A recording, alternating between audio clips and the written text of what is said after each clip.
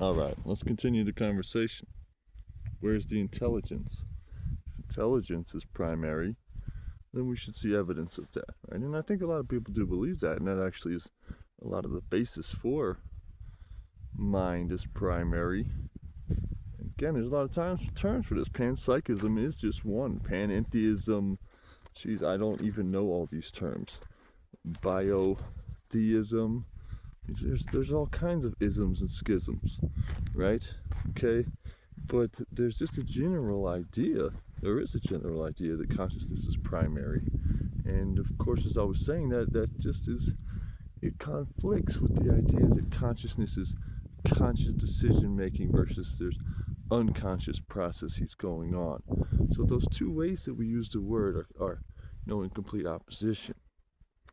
So I'm suggesting you look at intelligence. Is intelligence primary? And what evidence do we see of that? Well, of course, we have these patterns in nature. You have snowflakes, sunflowers, but you got planets, you got trees, you got people, cats, dogs, insects, which are animals too, of course, but you got it all. How the heck did we get it here if there wasn't some type of, well, creator? Well, does it have to be a creator? Okay, and this is the other thing I mentioned in the last talk, to talk about the agency side of consciousness without addressing some of the primary researchers. I mean, people are talking about Hoffman, and Hoffman is making good points, okay, with his conscious agents theory, and there's mathematics behind it as well. Okay, I think that we should be listening and integrating this. I've integrated Hoffman's work into my own. Okay, I did a whole series where I mapped Syntropy with Hoffman and Friston. Not just from that to Tevin Naidu talk that had paired them up, but of course I go and get their papers and stuff, and we just dig in, and get serious about it. But also Hammerhoff and Penrose with Orch theory, Orch, the nanotubule. Okay, you're going to talk about that side of it, but then to go to the other side of it, mind is primary. These guys anybody read Stephen Meyer's book, Darwin's Doubt? See, I don't like that stuff. I mean, he's making a case for intelligent design just based on the fact that he says it's the best argument we have, without even really offering good science. And I'm doing something very, very, very different here when I'm saying that, yeah, you can map real. You can map real physics onto intelligence. In fact, I don't think you can create real science without it. This is the idea, is that there's a one free miracle that is always there. You can give me one free miracle and I'll explain everything else. Well, it kind of actually maybe just requires that, because that actually is basically how it works. There's one free miracle. It's called intelligence. So we can map it as, the sunflowers, the blah blah, there's snowflakes. Yeah, I mean, it's not blah blah. It's amazing. It's nature. The cats, the dogs, the people, whatever. Look at us. How did we get here without intelligent design of some type, an organizing principle? Theology is their way that religions can call that their creator, the Godhead, but science can call it intelligent design in a terminology that works for them, and then we don't have to fight about it. I think so. I think creative evolution is fully realizable in that sense. But the thing to talk about that we can have right before our eyes, literally, is where's the intelligence, right? Where's the intelligence in nature? That's what I'm trying to tell people, is that you can talk about hallucination, as in psychedelics and hallucination. Is that what type of reality is that showing us in regards to consciousness? I think that this is a big proponent for the idea that the brain is a filter mechanism, okay, and that there's really a lot more going on that meets the eye. Okay, but if we looked at hallucinations and psychedelics, if a whole group of people had similar types of hallucinations, you might reasonably surmise that there was something there somewhere. Where's there? Of course, there's the shamanistic tradition that there is in the spirit of the plant. Okay, it could be also in the luminiferous ethers. We're seeing plasma bodies. Like, oh, people. I was hanging out with this mentally or emotionally struggling person, a friend of mine on the street yesterday. Somebody maybe who's losing their mind, one of those good people. And he was looking at the clouds and talking about the bodies and the beings in the clouds. And I was thinking, well, it's kind of funny. I mean, if you study this plasma physics and the ether stuff, like maybe the clouds actually do have some intelligence factor to them. But I'm interested in the terrestrial situation. Okay, where's the intelligence? Right here. Okay, if mind and body are one, and if you're willing to just listen to what I'm saying, that dualism is quite the reductive stance, and that we need to take a minimum of 3 here. Okay, we got algotype, phenotype, and genotype, and the algotype is the critical one that's kind of ruled out of the mind and body. Okay, it's mind, body, environment. It's all one continuous picture. All right. If we're willing to consider that, then the implications are that a degraded environment means a degraded mind. All right? You see how I'm saying that there's implications to consciousness that may include soil health. And if you're willing to consider it, soil health is actually what regulates the living conditions on our planet. And that's called Gaia theory. It's called the biosphere. It's called the soil carbon sponge. And there's an infinite amount of research out there, which basically is the middle ground between the two ludicrous sides of the climate narratives. Okay. So it's comprehend and copy nature. How about that? Listen to nature. What is nature telling us? What could we learn from looking at the environment? Okay, instead of just talking to each other and expressing our opinions and saying, oh, this person said this person said that.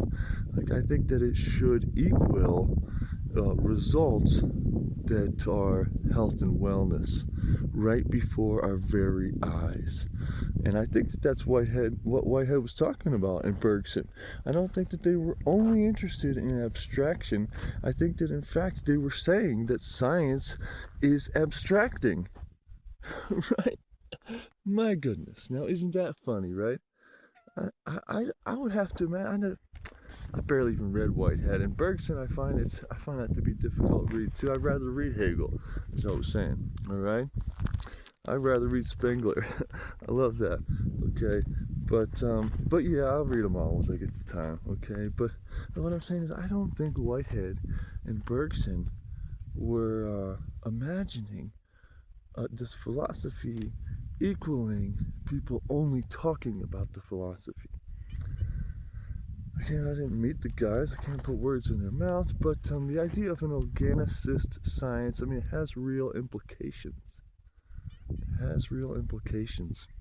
Okay, serious implications, and it's really important to follow the story of biology. Okay, this lineage. I mean, I was mentioning the lineage of the energy principle: Schrodinger, Prigogine, Maywon, Hofriston.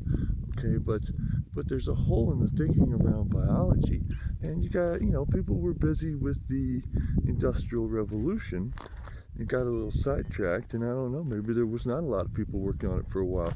But the important development that a lot of people are not aware of is Antoine Béchamp documenting the microzymian doctrine, the pleomorphic nature of microorganisms, okay, terrain theory, which followed Lamarck. Okay, Lamarck was just completely denied and has been bashed and trashed in the West. Put down, and who's gonna come around and apologize for that now? Like, you know what I'm saying? Nobody gonna come around and apologize for bashing Lamarck. Even though now, of course, we know that the fluid genome is what happens. We don't have like genetic determinism where there's one gene for everything. You can keep looking for it, but they don't exist. So we have the fluid genome situation where, mind, body, and environment scales all the way. to the genetic development. Okay, you can even, there's even entire schools of thought now saying that DNA, as we would think of it like a particle, does not exist. It's a frequency. Of course, there's the other, there's another school of thought that says DNA is an antenna. There's different ways to think about it, but the whole one gene for one condition, that's a really outdated idea. Though at the same time, it is important to consider that viruses and such are used for genetic engineering. I mean, this is real. DNA is real. It's just like, is it actually a fixed deterministic particle? Life is not a machine. All right. So how about intelligence right here? What would maintain this environment and to actually have soil health, okay, what would give it the criteria of health instead of desertification, which is actually what we see in front of us, is the relationship of animals, the insects and the ungulates, okay, the ruminant animals, as well as predators, right? We got our wild predators right here taking care of the mice, but obviously it's the herd and predator system that is meant to maintain this type of environment, okay? And it's actually, here I can explain it with this herd and predator tramples down woody species, okay? Perennial grasses need to be eaten, but there's a similar situation in every single ecosystem where you just may not realize it. Okay, you may look at this and see like, oh, it looks beautiful, looks like sage. I look at this and I see something else. I see this huge story in front of me that involves relational intelligence going back generation and generation and generation. Okay, how species work together. I see all that because I've learned about it. Whereas you might just see this and think, oh, that's just sagebrush. No. There's a rich history here, and that's everywhere. You might just look and most of you live somewhere more green and temperate, and you look out and think, oh, it's just whatever it is out there. Oh, maybe those are invasive species.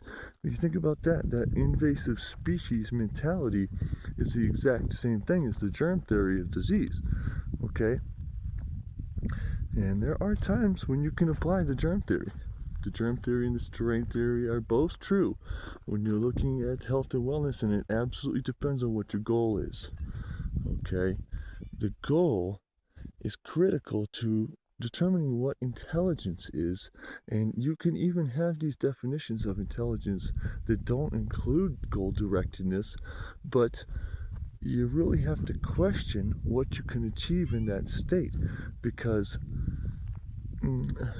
yeah, I mean, if you just say that it's constraint determined, but you acknowledge that a degraded environment is lessening quality of life and existence of life, okay, then we have a problem here.